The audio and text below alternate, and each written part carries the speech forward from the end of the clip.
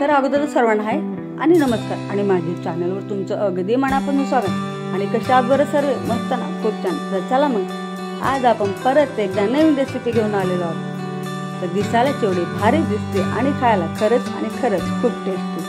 तर रोज आपल्या घरात बनणारी सर्वांच्या आवडीची साधी आणि सोपी आणि पटकन होणारी मस्त अशी आपण डाळ बनवणार आहोत। तर डाळ बनवण्यासाठी मी एवढं साहित्य घेतलेलं आहे। मुगाची डाळ आहे, मसुराची डाळ आहे, तुम्ही तुरीची पण घेऊ शकता।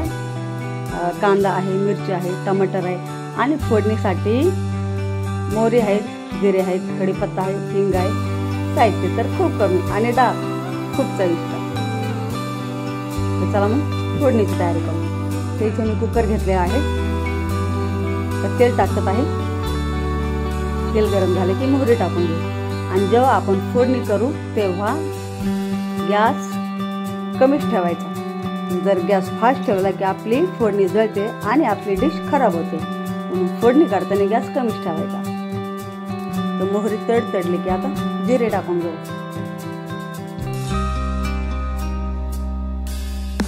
तर आता जिरे टाकून घेऊ। जिरे पण थोडे तडतडून घेऊ आणि नंतर कढीपत्ता टाकून घेऊ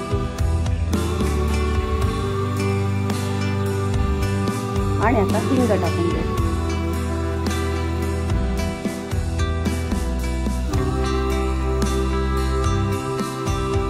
आणि जर तुम्ही आपल्या व्हिडिओवर नवीन असताना आतापर्यंत आपल्या चॅनलला सबस्क्राईब नसेल केलं तर नक्की सबस्क्राईब करा, लाईक करा, शेअर करा। तर आता कांदे टाकून घेऊ आणि मस्त कांदे तेलामध्ये परतून घेऊ।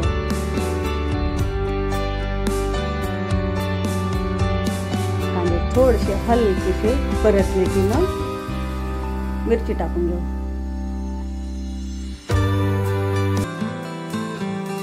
मिरची पण छान तेलामध्ये परतून घेऊ आणि आता टमाटर टाकून घेऊ।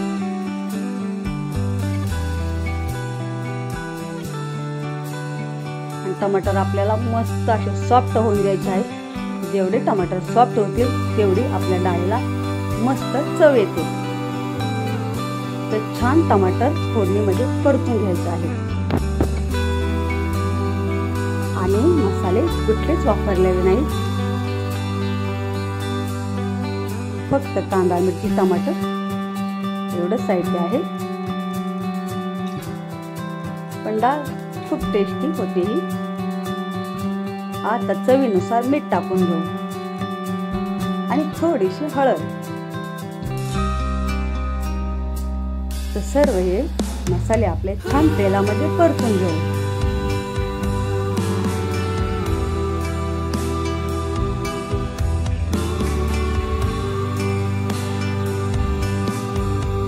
आता मी डाळी स्वच्छ धुवून घेतलेल्या आहेत, ते आपण कुकरमध्ये टाकून घेऊ।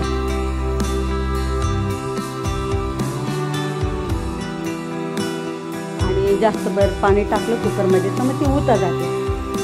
तर थोडंसं पाणी टाकायचं आहे, म्हणजे डाळीच्या थोडंसं वरती आलं पाहिजे आणि डाळ शिजून घ्यायची आणि नंतर मग झाकण ओपन करायचं, डाळ शिजली की बघायची आणि नंतर आपल्याला गरज आहे तेवढं पाणी टाकायचं आणि थोडंसं वाफ काढून घ्यायची।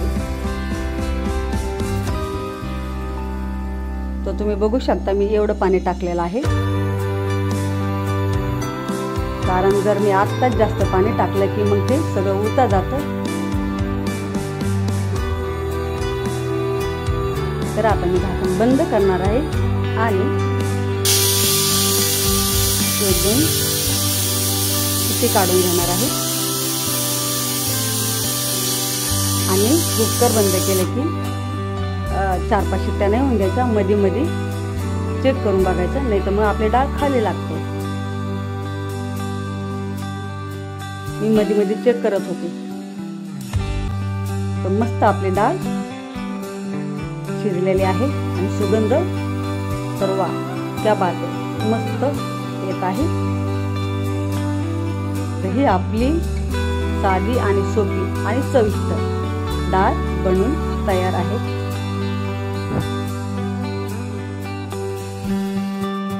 तर आता तूप टाकू आणि डाळ एन्जॉय करू.